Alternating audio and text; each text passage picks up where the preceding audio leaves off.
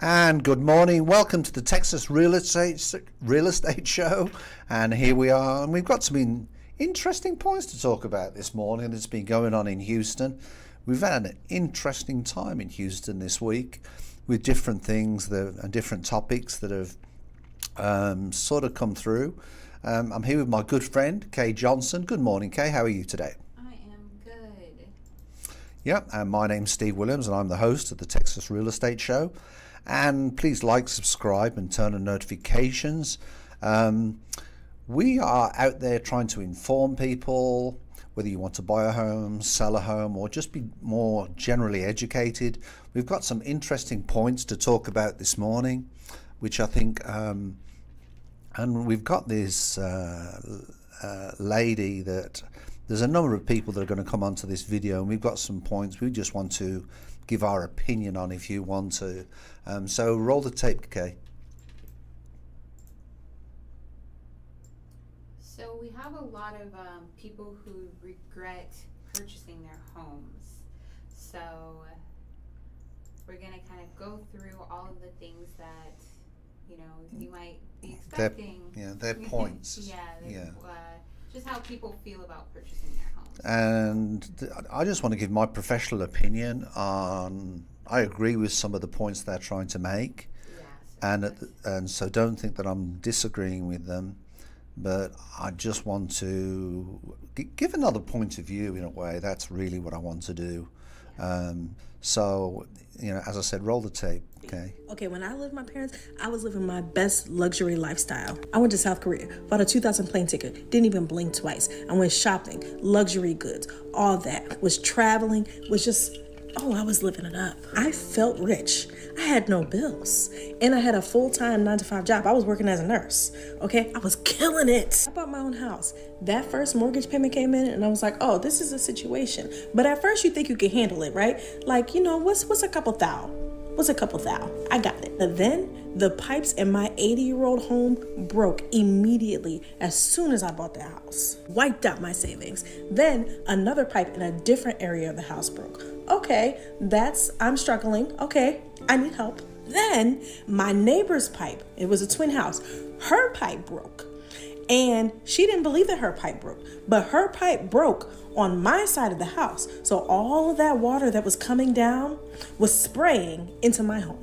And then my water heater broke. When I tell y'all, I went from living in the lap of luxury to destitute immediately. Buying a house, worst investment you'll ever make in your entire life.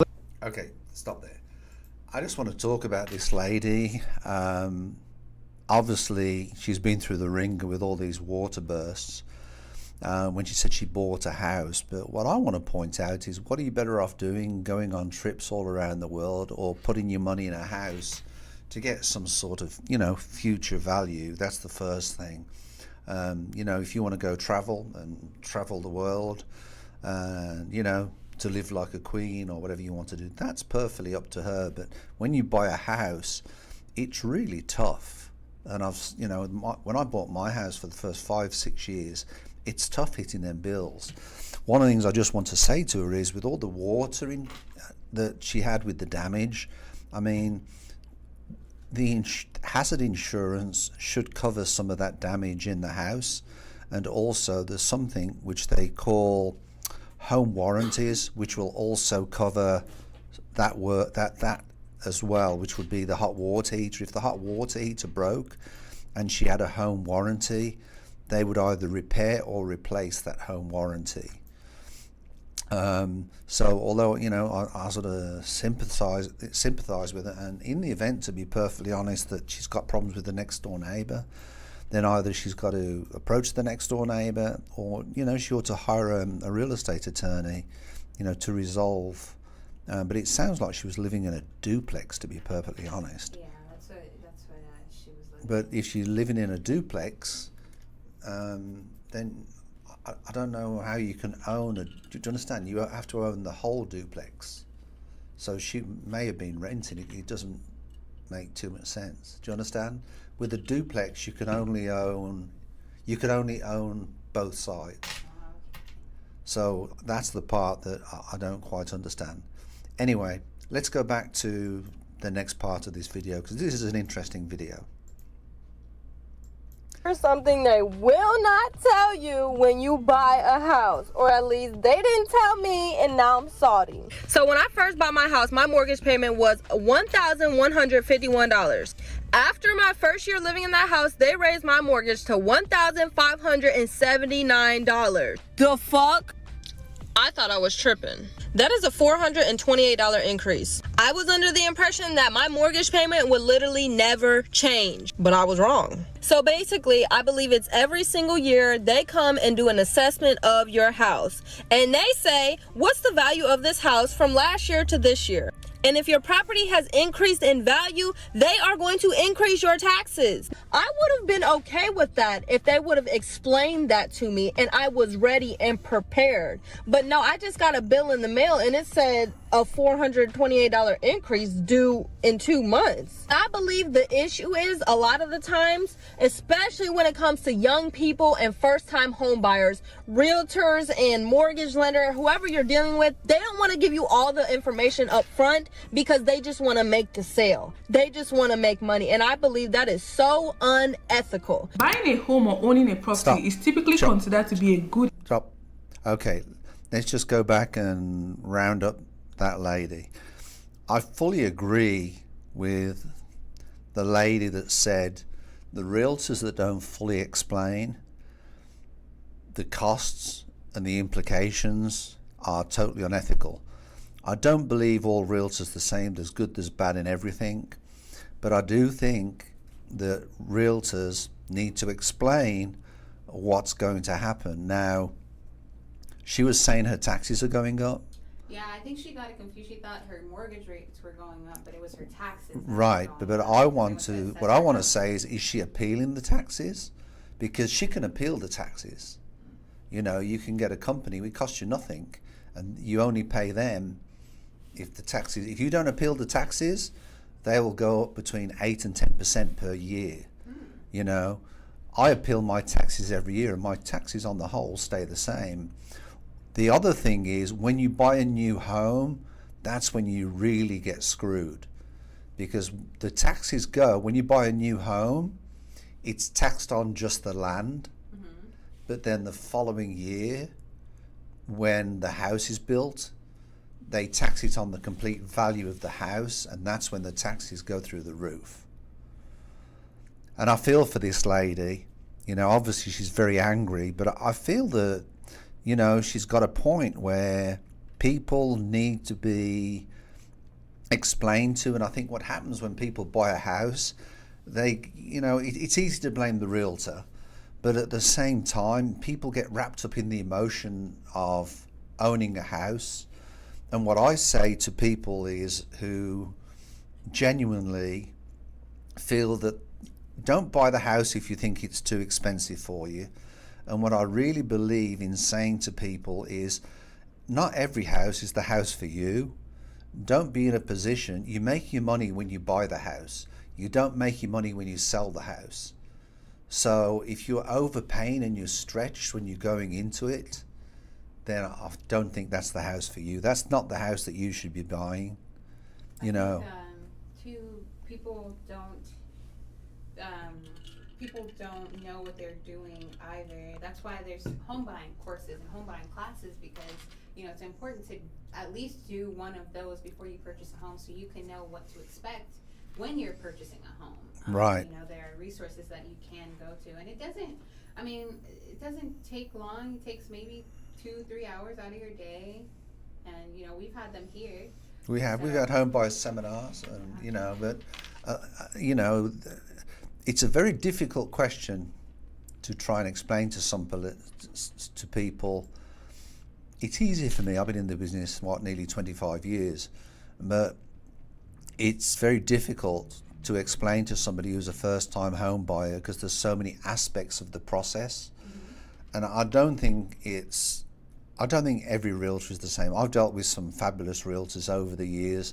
The problem is when you get realtors that are family members, and I'm using a family member to buy a house, do you understand? And I'm just finding somebody on the internet, right. Or I'm just, you know, go in and ask to speak to a broker of a company and say, well, you know, who would you recommend is a good agent in this particular area. That's what I would recommend, that, you know, and I always recommend going to a national company, because that way, if you are dissatisfied, you can always go to their international headquarters, like Century 21. If somebody's not satisfied with one of our agents, then you can actually go to, you know, you can make a complaint to Century 21 Corporate, which I'm glad to say we don't get any complaints at all. We're very blessed in that situation. And so we have a couple more videos. There is a video now of a guy who's kind of explaining what to expect when you purchase a home, cost breakdown. $1,000 in salary, because you want to be able to afford your payment, but you don't want to be house poor. So let's break these numbers down real quick. $400,000 home, let's say you put down 3% plus closing costs, it's going to be $25,000 cash up front out of pocket. Let's say you get a 7% interest rate. It's going to put your principal and interest payment around $2,600 a month, and then another $700 a month in taxes and insurances. So let's say $3,300 out the door for this home. Now, how they're going to qualify you, let's say you make $100,000 as a W-2 employee as a salary, and that's gross income. They're typically going to use about 40% of your income to qualify you with debt to income, which gives you a $40,000 allowance divided by 12 months, gives you $3,333. So you barely qualify, but you do it if you have no debt. Now, if you have a $500 car payment and 500 student loans, that $1,000 comes off and you can actually only afford $2,333 in the eyes of the lender, so you wouldn't qualify. But for this example, let's say you don't have any debt. But let's look at your real money here, your take home. A $100,000 salary is probably $70K after taxes and everything. So that's about $5,800 a month in net pay. So this $3,300 payment without utilities or anything, yes, you can qualify on paper, but that's 57% of your take-home pay. So these are the kind of numbers that you want to break down when you're thinking about buying a house, because you want to comfortably afford the payment and you don't want to be house poor. When I considered home ownership, All right. I quickly... We keep cutting that poor lady back, but we'll cut her back. Let's go back to that guy. I agree with part of his numbers, but I don't agree with all the numbers. Personally, if somebody's a first-time home buyer, I wouldn't suggest that they go out and spend $400,000 on a home. Yeah, that's crazy. I mean, you know, They might live your somewhere else, your but- first time home, you know, go out and buy a $400K house, makes no sense at all. Get a regular 2-bedroom, maybe 3-bedroom. You could go out, even if you go buy a little condo or something which you can live in there for a couple of years, and then, you know, you can live in for a couple of years and then maybe have that as a rental 4 or 5 years down the road to generate a little bit of income for you. And so you should really, like I said, make it affordable where you're comfortable with the payments. But I will tell you, I don't believe you shouldn't be buying. I agree with him when he says you shouldn't be buying a house to be house poor. But here's the other situation. If you rent a home, your rent is normally going to go up on a yearly basis. When you rent a home, you're paying 100% mortgage on the property, and you have no control when it goes up.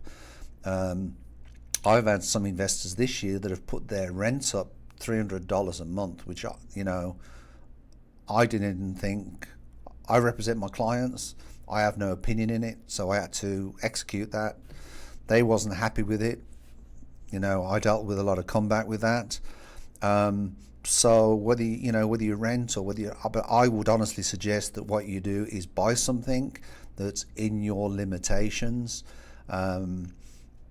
And, you know, but going out and buying a $400K home is just nuts. It's ridiculous. It really is. It's you know, I'll be honest with you. My daughter is in college and she's just got her first job, and her job is paying about $60K a year, and she's going to Scandinavia just as a congratulations, if you want to, for getting through college like she did, because she graduated before she should have done. And she's going with her mom. They both want to go to Scandinavia for a long time. And basically, we've even got a plan for her now. We all sat down at the table and we ran a plan for her. Okay, this is where you want to live, this is the plan that you need to do. And she has a plan to basically, to save for a down payment. Her first step is going to be trying to build a 6-month, reserve fund in the event that, she has a problem. And, she's doing that. But we've told her that, depending on how your job goes and how you develop your job, you've got to hold your job down. But I agree with what he says to a point, but I don't think that you've got to make sacrifices to own a home. And it's like, if you want to go and spend on fast cars, if you want to go out there and, on spend on fancy things, it's, what's the word they use for it in America? Consumerism. All right, let's roll it on to this other lady when she says that about renting.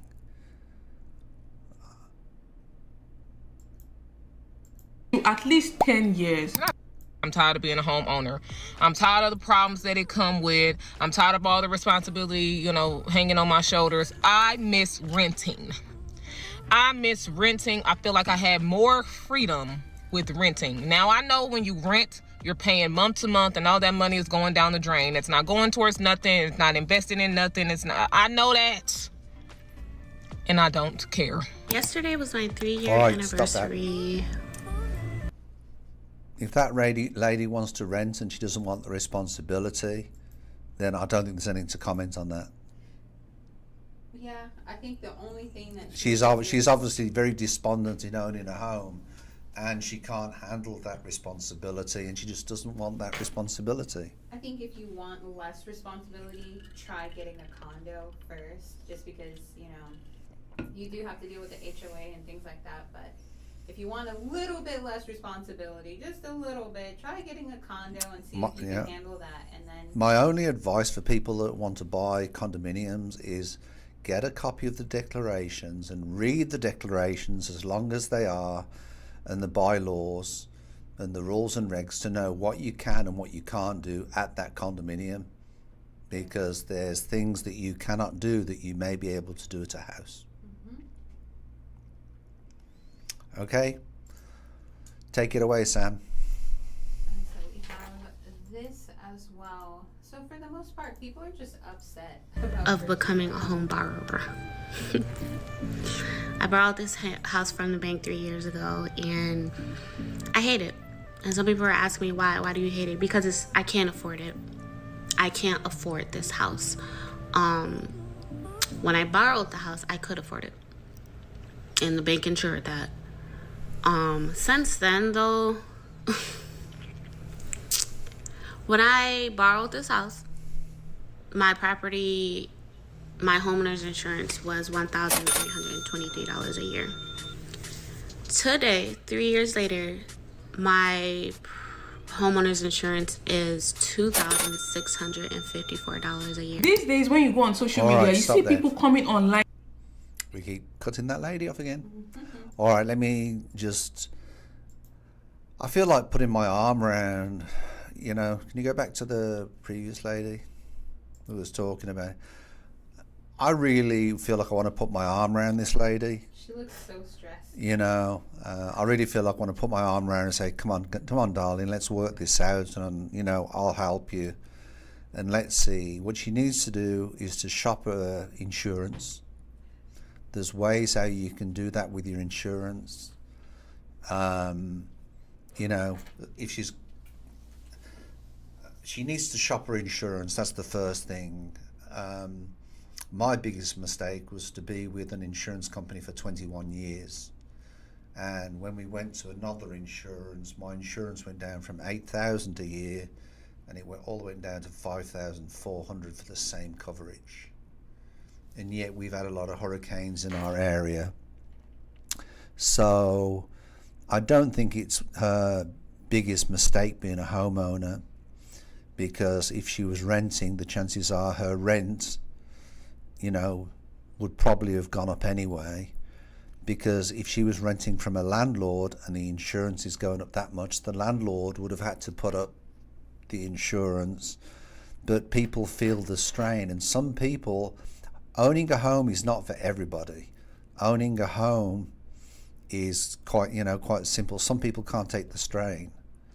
When I started investing in houses, I found it very, very stressful to own a house because I really wasn't making a lot on the rent, because when you purchase a home, to start off, if you don't buy it for the right price, and it's the same when you buy a house for yourself, you've got to buy the house for the right price.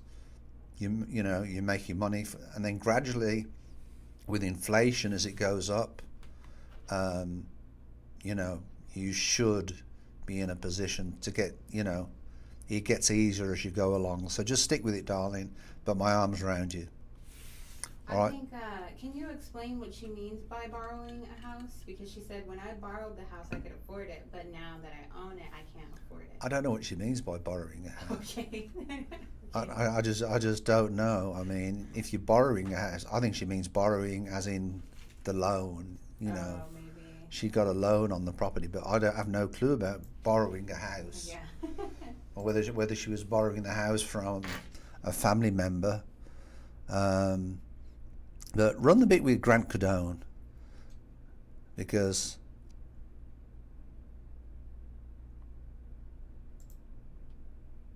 I want to discuss that with Grant Cardone.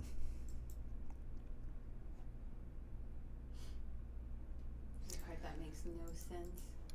House, worst investment you'll ever make in your entire life. Let's say you paid $1 million for a house. Average house here is $576. $576 is what you paid. Now you need 12% for broker fees. Let's say you keep the house 10 years. You need 10% in maintenance fees. It's 1% a year in maintenance fees. It's about 2% in property taxes every year. That's 20%. 2 times 10 is 20. And it's probably 7% to the bank, so that's 70%. Total those up, it's 112%. $576,000 home will have to be sold for $1.2 million in 10 years. You're not going to sell it for that. To break even, dead money, and you had to put $100,000 down to do this deal. They're serving a master. They'll borrow money from the Bank of America, and then if they can get some more money, they'll have a little retirement account that funds Wall Street. This is a big game, bro. Rather than buying one house, rent where you live, and take that $100,000 and go buy a piece of real estate where other people live. I just don't need to own a home on the way up. I need to own assets that pay me on the way up. And once I have enough cash flow from the assets, then if I want to go buy a house or a watch or a car, I buy it out of the passive income. All right, stop there. All right. I agree what Grant Cardone said. Like we said, with that $400,000 house, why are you going out buying a $400,000 house? Buy something that's affordable, live in it for 4 or 5 years, have it as a rental property, and then you can rent it out, then you get a little bit of money for it, and then that income will actually help you buy your next house further on down the road. For example, if you're a single person, why go out there and buy a $400,000 house? There's just no sense in that. Go buy yourself a smaller house. Even now, I'm working at... We go live in less than 90 minutes.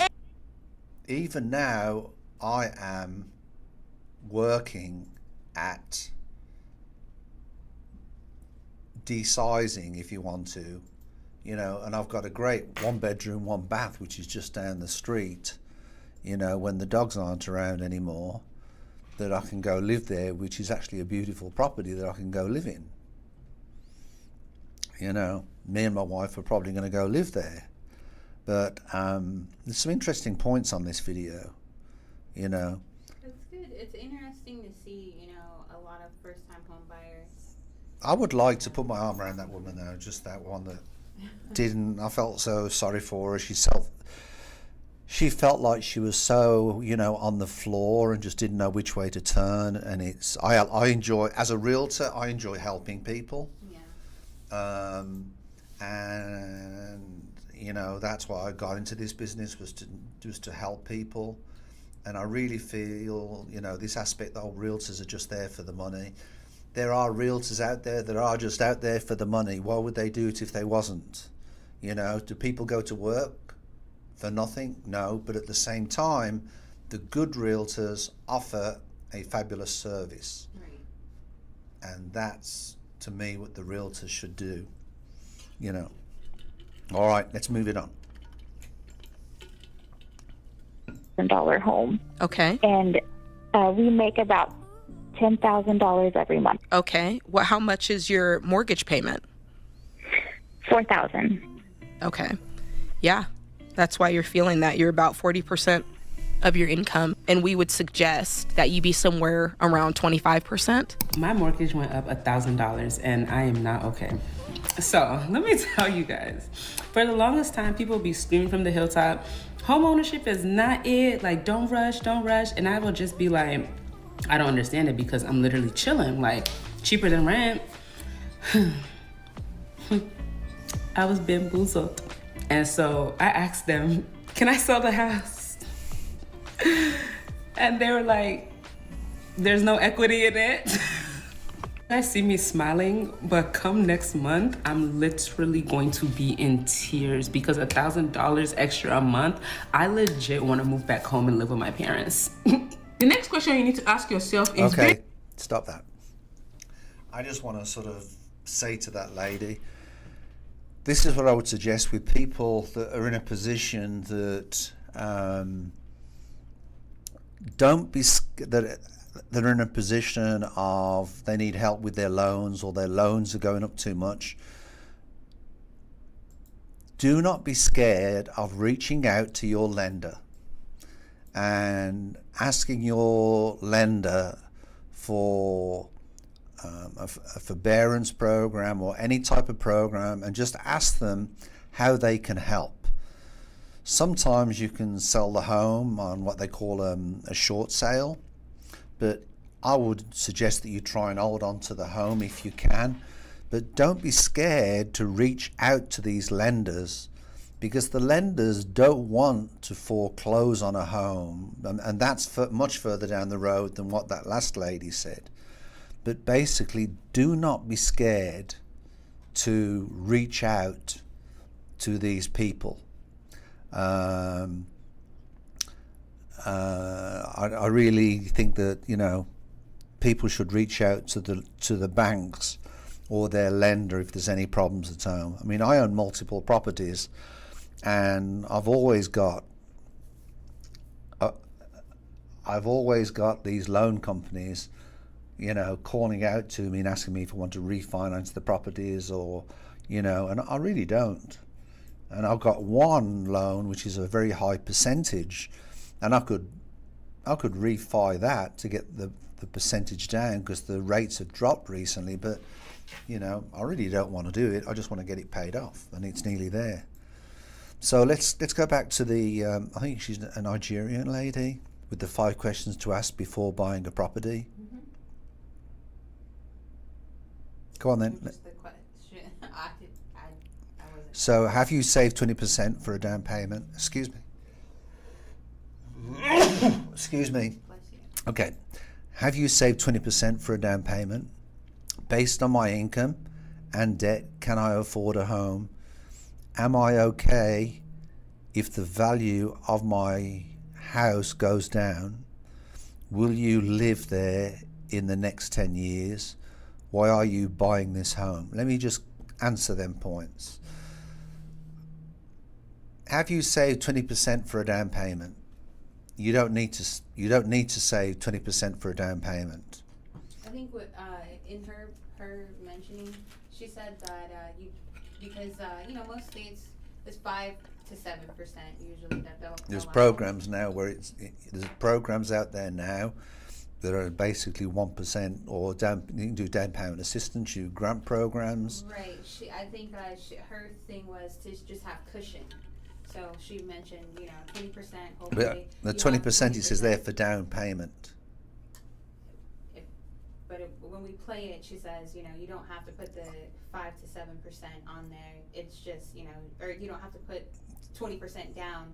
But it also helps just for you in Right. your mind to have, you know, And if you have a $400,000 house, yeah. let's save the, you know, 50 grand just in case, and then. No, I agree. I agree with that. And the other part to that is you're going to need money for closing costs, and that's sometimes what people forget. And based on income and debt, can you afford the home? We've basically covered that, and I definitely agree with her. Am I okay if the value of the house goes down? I don't quite know how to look at that question. Well, like, you know, like some of our neighborhoods are getting rebuilt, right? Like, you know, Third Ward and all of that. But what if But then prices are going up. Right, but what if what I was going to say was, what if they don't go up, or what if, you know, in the next... Do you know the prices that are going down?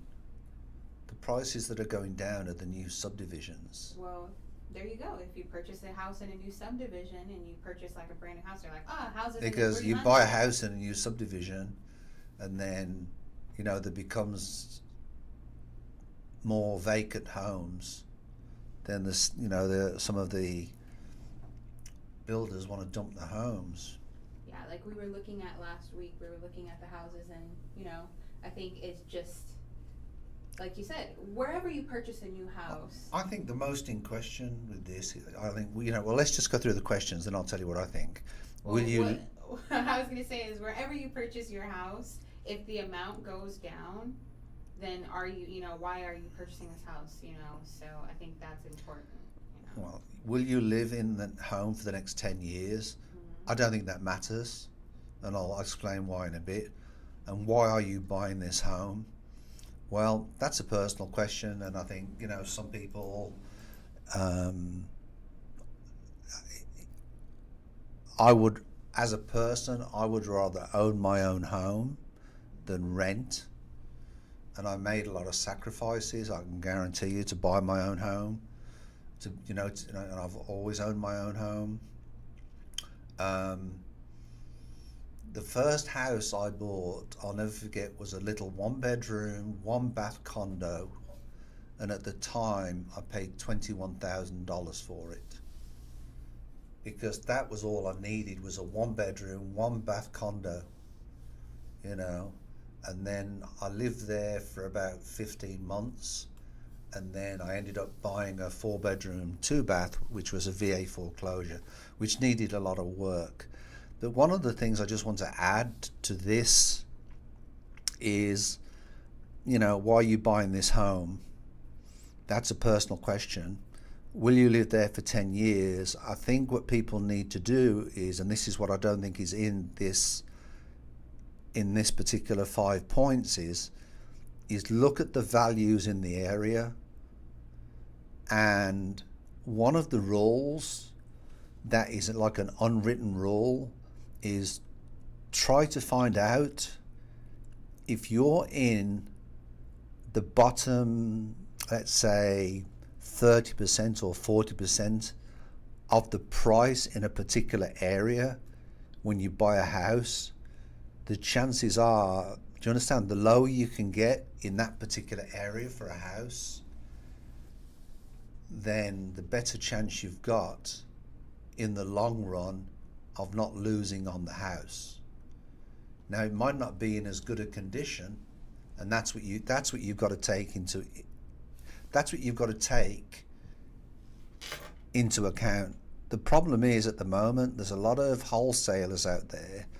There's a lot of people fixing up houses, and what they're doing is they're fixing the houses up, but that doesn't just say that they're doing a pretty good job fixing them up. So make sure you get inspections. I think all 3 of the last points kind of go together. I think, you know, am I okay with the value of my house going down? Will you live there within the next 10 years? And why are you buying this home? And I think it's like, why are you buying this home? Is it because you want to live in it, or are you trying to flip the house, or are you trying to rent it out? You know, I think those are, you know, that's... Well, the reason why I don't think the 10-year is important, because if I was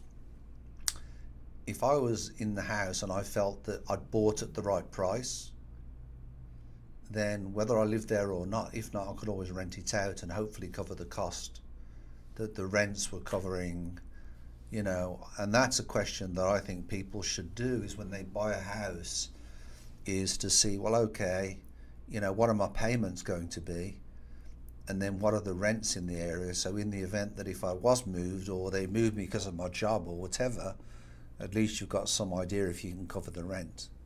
I think the point goes back to what you said earlier was, you know, if you're purchasing your first home, don't buy a $400,000 house. So I think that's where it lies in, where it says, will you live there in the next 10 years? Well, if you're not gonna live there in the next, 10 years, and this is your first house, maybe don't buy the $400,000 house. Well, so I think that's a good point. And the median price of a house in Houston is $285,000. Right. So. All right. But what I'll tell you is there are some condos that are out there, one bedroom. There's some one bedroom condos and some different houses out there, 2 bedroom, 2 baths. The 1 bedrooms, they start, some of them around, and they're pretty nice. They're nice little communities, maybe around, 95. Some 2 bedroom, 2 baths. There's some nice ones even in the Galleria area that are, around, 140, 150. They may not be the greatest, but I mean, I think they're good starter homes to get into I think people are better off doing that by owning than what they would be possibly renting. Anyway, roll the tape. And then, am I okay with the value of my house going down? I think that, like you said, if people are purchasing subdivisions and things like that, I think, or purchasing in newly built subdivisions, those prices are likely to go down, especially we talked about last week, right? Where, the houses were dropping. I think he purchased it for, $200,000. He tried to sell it for $489,000, and then he had to drop it to $405,000. So all three of the last ones kind of go hand in hand together. If you're purchasing a house, right, and like if you're looking to purchase a house and you want to live in it, then obviously, will you live in it within the next 10 years and things like that, then yeah, maybe get the $350,000, $400,000 house. But if you're just trying to flip this house or rent it out, then maybe don't do that. And that's why probably people are miserable too. As I said to you, there's a famous saying in real estate: you make your money when you buy the house, you don't make it when you sell it. Yeah. So now we have another video kind of speaking of home purchasing and maybe flipping houses, is that there was a couple who has been doing real estate fraud in Houston. That are not licensed, Yeah. but have been They got telling everybody that they're real estate agents or whatever. Yeah, and there was one woman who she was licensed, but her license got revoked in 2021. So you have to check that, but we're gonna watch this. New attended only on 2 tonight. A warning for those who use sites like Facebook to find their next rental home. Houston police make a major crime ring bust involving real estate fraud. I want to thank you for joining us at 10 o'clock. I'm Keith Garvin. Good evening. I'm Daniela Guzman. The group allegedly rented the properties using a stolen identity and then leased them out. KPRC2's Bryce Newberry live in Katy tonight in that area with a story you'll see only on 2. Bryce?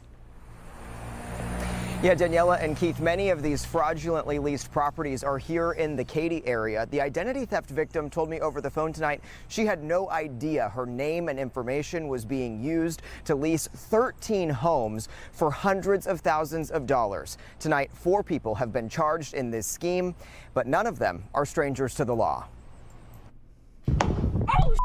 This video went viral in 2022, a road rage shooting caught on camera off Houston's North Freeway. The couple seen made national headlines. A grand jury no-billed Benjamin Green, while Nasali Green pled guilty to misdemeanor disorderly conduct. Just months after resolving that case, the couple is accused in a months-long real estate fraud scheme involving Teresa Zuluaga and led by Harold Doyle. He's a realtor with a revoked license, according to court records, who operated out of this office off the North Beltway. It's where the identity theft victim says Doyle did her taxes and where records show Houston police arrested him with a fake ID in her name and numerous fraudulent real estate applications. These are just a few of the properties they're accused of leasing in her name. In at least one case, they then listed the property on Facebook Marketplace and leased it to someone else. We don't use Marketplace Facebook to put them on. We don't use Craigslist. Licensed real estate agent Troy Cothran isn't connected to the case, but warns Houston is a hot market for rental scams. At least one tenant told police the accused fraudsters collected his deposit via Zelle. We're not supposed to accept monies going into our account, even for a few moments. When we do that, we have a license violation. Investigators found 62 properties being discussed in the ring's group chat titled Oficina, records show. In a car they used, a clipboard full of dozens of other real estate leads. From this violent and visible act, the Greens are now accused of acts behind the scenes involving the fraudulent paperwork. Zuluaga told police she'd get 40% of each transaction on properties she'd get the keys for. The rest got split between the guys, all led by Doyle. It's time for people to realize that they can be the victim. And what they need to do is they need to stay off of sites that are not really proven to be accurate. All right, let me just say to that. Zillow is also a problem because people can advertise their properties on Zillow and you really don't know if the owners of the property are the ones that are actually trying to lease the property. Craigslist is a problem. Facebook is a problem. We have actually experienced this in our office. We've actually experienced another company. One of our clients, we leased to a particular person and we found out that we had one person on the lease and then the person that moved in was, after a time, it didn't happen initially, but after a time they'd actually leased it to somebody else. Oh, so they were subletting it. Yeah. And, you know, we found out that for one reason or other, the house wasn't being, because we've got a property management company, the house wasn't being used in a proper way. And so, you know, we'd sort of asked them to correct their lifestyle, if you want to. And it wasn't accepted well, so we ended up evicting them. And, you know, and this is unfortunately what's happening is there's a lot of people who, when we had the low interest rates, there was a lot of people from California that came to Houston to buy houses. And we have a lot of clients from California, but we've gained them clients from California because they bought the houses, thought they could lease them out, thought they could manage them from California. You know, and that's what they was doing. That's how they was leasing the properties out. They was going to Zillow, they was going to Facebook, they was going to Craigslist to lease them out. No credit checks were being done. But one of the agents in our office, his sister leased a house out through another brokerage and found out that the other brokerage was, you know, leasing units out through one of their agents that was bad. And apparently, you know, apparently there was one person, you know, through identity theft leasing properties. That agent is no longer, the license was revoked, and they're actually, I believe, they moved to Louisiana and now they're doing real estate in Louisiana, which to me is ridiculous. That is crazy. We have some of the comments that I wanted to read, and I feel bad because we actually have someone who was part of this. She says, I'm a victim of this crime ring right now. I go to eviction court on 10/7 and my lease has a false identity from this office on it.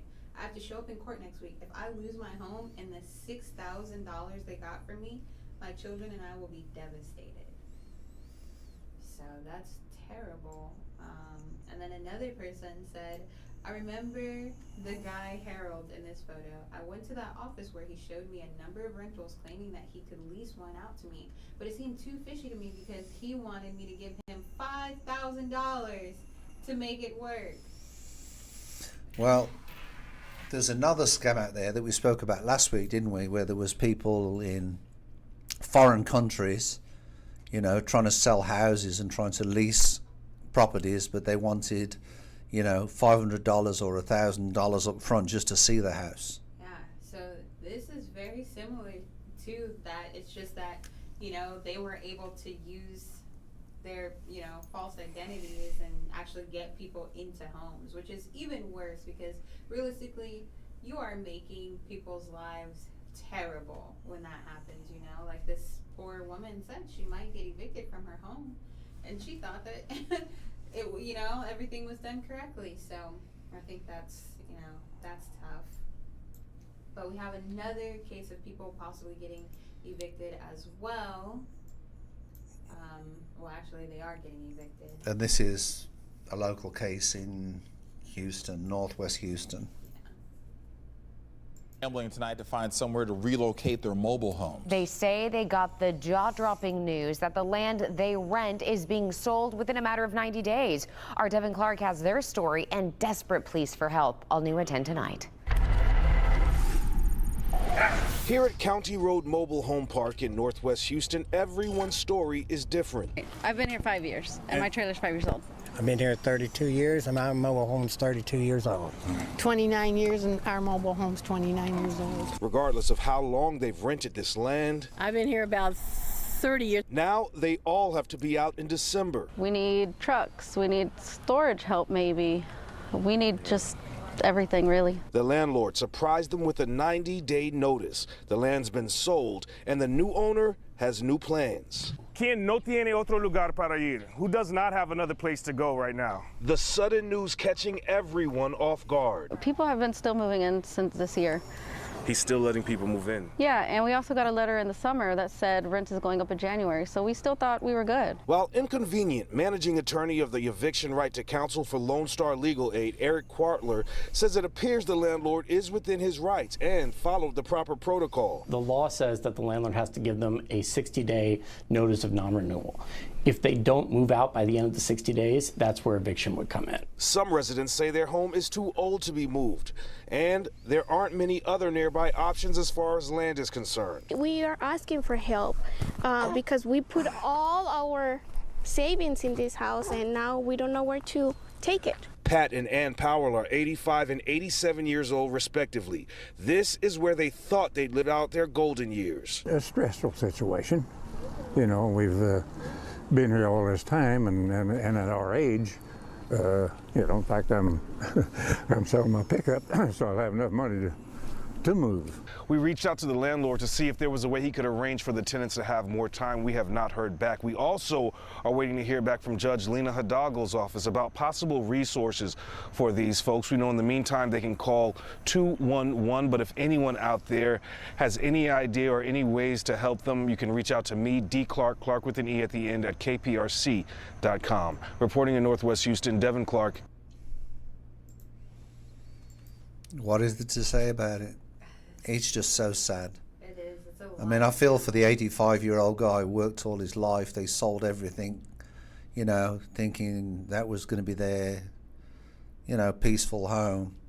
But unfortunately, it's what I said to you before. It's all about education. Unfortunately, when you lease in trailer parks, you own the trailer park, but you lease the land that you're on. And they can move you at any time. Unless you physically... One thing I just want to say, which is sort of strange, in England, this is how it is. In England, when you buy a house, we have something called freehold. So you pay a leasehold fee every year. But if it's a house, they can't... Do you understand? They can never flatten the house. It's like a 99-year leasehold, or you can buy the house freehold as well. But over here, obviously, it's so sad that whenever you have a trailer, whenever you run a trailer, and it's an actual trailer, unfortunately, you never own the land. You lease the land, and the people I feel sorry for is the 85-year-old, because if they've lived there for 29 years, you cannot move that house. Yeah, it's been there for too long. Yeah, there's no way you can pick that up. It's going to be disgusting.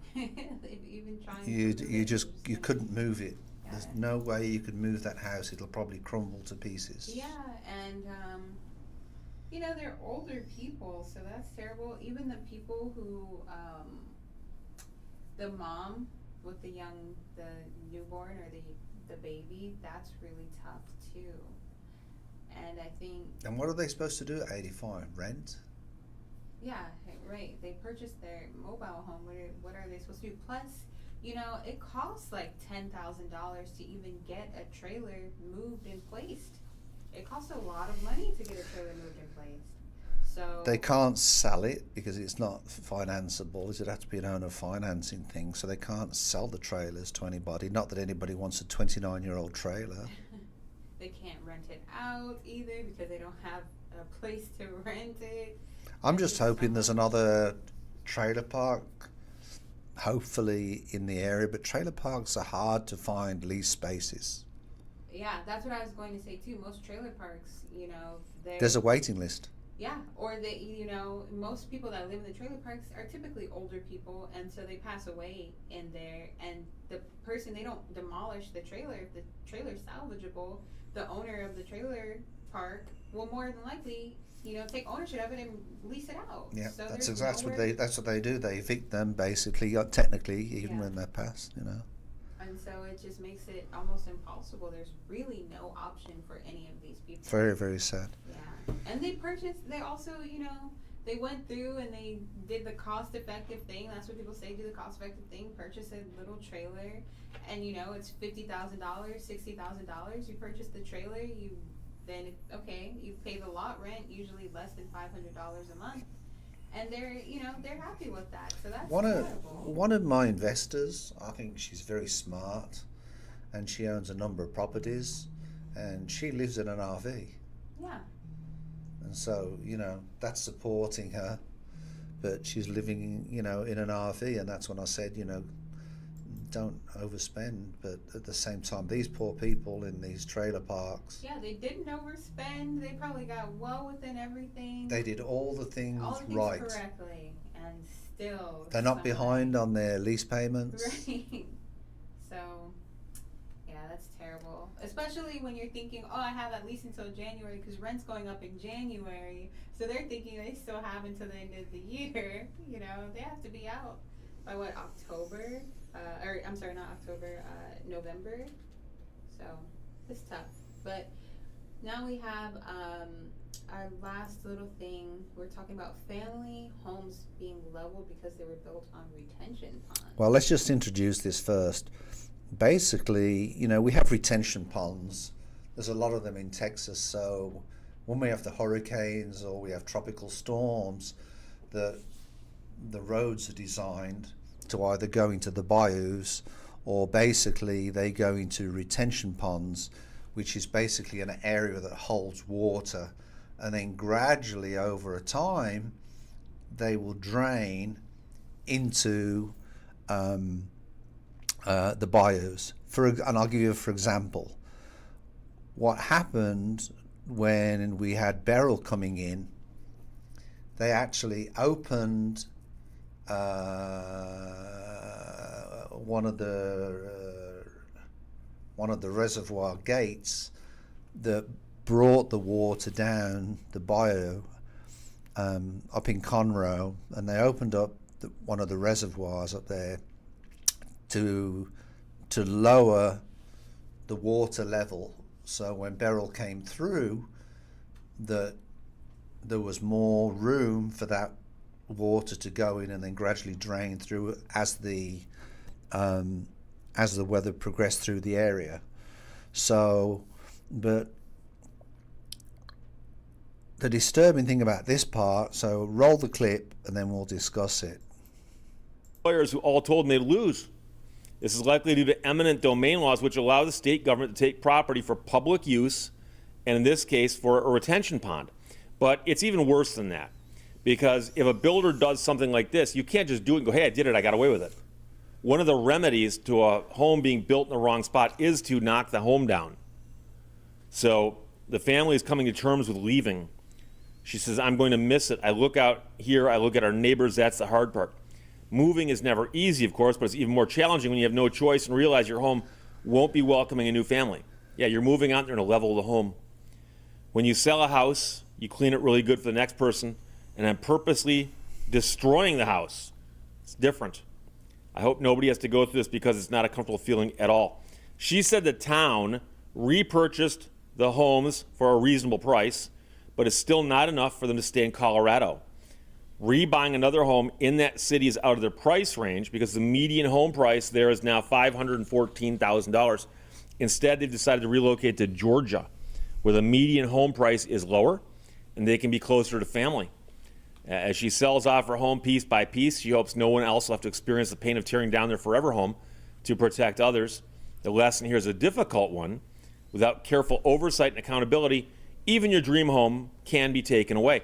This is one where I was thinking about it going, is there some way somebody could have caught this? And not the home buyer, person's buying a home. I don't know how you would go search to find out if there's supposed to be something underneath there that would cause the home to be destroyed otherwise.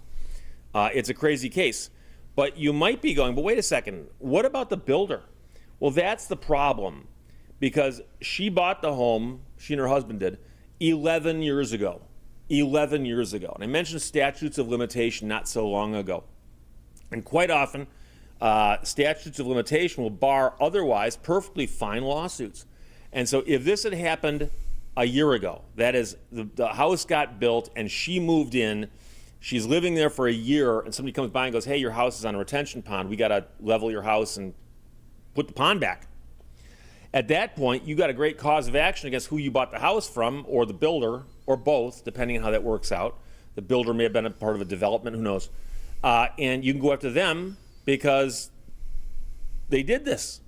And obviously, building a house on a retention pond that's eventually going to get torn down means that the buyer doesn't get what they're entitled to when they buy that house, obviously. And so there's a bunch of different ways you can look at this in terms of what legal theories you'd go under. But the easiest is probably breach of contract. But I know that many states, breach of contract statute is 6 years. So this happened 11 years ago. And so chances are that, number one, there's no cause of action that's still alive. And number two, it looks like the city just said, look, the solution here is we'll buy the house from you, we'll level it and put the retention pond back in. But obviously, if there was a cause of action here, the city could pursue it because they were forced to take this remedy. They can often do that. And that often is the case. Think of it like an insurance company. If an insurance company pays a claim on your behalf, they then have the right to go chase whoever's liable and do that to recover the money they paid on your behalf. And so that could have happened also. The good news is that the city paid for it, because they could have just said, that home ain't supposed to be there. But I suppose they thought rather than litigate this, they just buy the house. And so that's the real interesting part of the story to me, is that the city didn't go, hey, get your house off our retention pond. Because they could have done that. But eminent domain, of course, is a theory that for the public good, they can take your property as long as they compensate you for it. And it happens a lot, quite often in the context of like a highway. They need to run a highway through this area, and so they buy the properties along the route. And there's always somebody who goes, no, I'm not going to sell my property. And they go, well, gee, we've got all the property from both ends here, and we just need this one in the middle. We'll buy it from you. It's not for sale. Well, we'll eminent domain it from you then, and then we'll pay you what it's worth. And those often end up in court because the buyer thinks they should pay less and the seller thinks they should pay more. That happens too. But it's a scary story because I'm not sure how you could expect someone to have spotted this. And the other interesting part about this is that it happened 11 years ago. And they only had a flood of the nature that would cause someone to go, hey, what happened to that retention pond? A year ago, or 2 years ago, whatever it was, just recently. That seems kind of odd to me.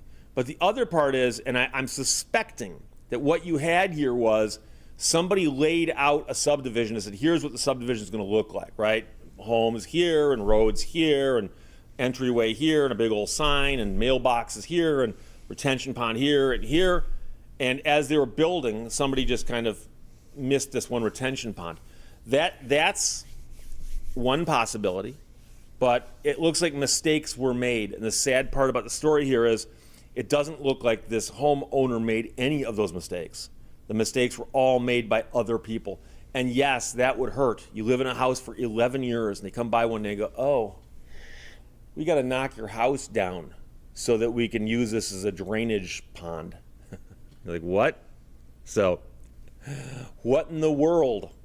From MSN.com. Yeah, I think that's very sad. This guy's real good, by the way, Steve Leto. He's got a really good YouTube channel. I suggest you go and subscribe to his channel. He's got some interesting points. I don't know if he's an attorney or not, but he has some real good points. There are stories of people, builders, building homes on retention ponds. And then, of course, they're in a position where the house floods or they've got to move them. And the problem is, like Steve was saying, was, you know, with the statute of limitations, they could lose their house. You know, what are some of the comments, Kay? Someone said, how did the city issue building permits for lots on the retention pond? It seems culpability belongs with the city. Well, that's probably why the city reimbursed you, didn't they? Yeah, I think that, I mean, they're probably paying them, they're paying them much more than what the home is worth for the eminent domain. Because someone said, how did this get past permitting, planning, zoning, and inspection? Eminent domain, they normally pay fair market value. Well, hopefully they're paying. But I hope in this case they got paid more. Yeah, because the city screwed up, really. Yeah. So they said. But there are builders that have done this. How did this get past permitting, planning, zoning, and inspection? The town messed up. That's why they're cleaning it up. So it seems like, you know. Yeah, so most of the people are on their side, the family side. Well, everybody should be on the family side because the family's done absolutely nothing wrong. You know, absolutely nothing wrong. I mean, when you buy a house, whenever you buy a house or you sell a house, my feeling is you should do it in good faith. And, you know, we have another saying in real estate is, when you agree a contract, it's a meeting of the minds. So the buyer and the seller should be on the same page. And I suggest that everybody reads the paperwork before they sign it and execute it. And that's another problem that we get in the industry. People do not read because they're so excited that they want to, you know, purchase this home, you know. But make sure you read your paperwork, especially for the buyers that are buying the property. And if you have any questions, ask your realtor. If your realtor doesn't know all the answers to the questions, then if your realtor works for a good company, then basically they can always ask the broker, and the broker will, and you, your realtor or the broker should contact you and get back to you to answer any questions that you have. So, is that it for today? All right, folks, I think it's been a good podcast today. I actually pretty much enjoyed it. It's been interesting sort of going and adding an opinion to some of these videos that have gone up. I still would propose to anybody to, you know, buying a house is not for everybody. You know, if there's a little bit of stress to it. Matter of fact, at points there's a lot of stress to it. You have got to maintain it. You have got to cut the yard. You know, you've even got to do that when you rent a home, to be perfectly honest. But you know, just think carefully about the situation. Think if it's something that you really want to do. Purchase a house within your budget, and don't try to keep up with the Joneses, because you know, yeah, you can always purchase another house later on. Don't buy that $400,000-$500,000 house. And do you know, and this is what I'll say to everybody, and I'll admit to this. All right, 15, 20 years ago, I was driving all the fancy cars. I was driving a Mercedes. I was driving an Alfa Romeo 4C. Do you know what I should have done? Put some of that into real estate. And that would have been better off for me at my time of life. It would have been more beneficial. It would be less stressful for me now. You know, I haven't got as much houses as I'd like, but the truth of the matter is all the houses that I ever bought have been affordable ones. So with that being said, it helps. Anyway, that's it. Please like, subscribe, and turn on notifications. If you have any questions, please post them in the chat. We'd love to hear from you. We want to thank you for the support that we've had recently. We've had some real good support recently, which we really want to thank you. I want to thank a special thank you and to Kay for all the hard work that she's doing behind the scenes. So it's bye for now. Please like, subscribe, and turn notifications. From Steve Williams. You can get hold of me. Get hold of me through Google or through social media at C21 Olympian TX. Kay, would you like to say goodbye? Adios, amigos. Okay, all right, everybody. Thank you very much. Please like, subscribe, turn notifications. And from Steve Williams, stay healthy, stay strong,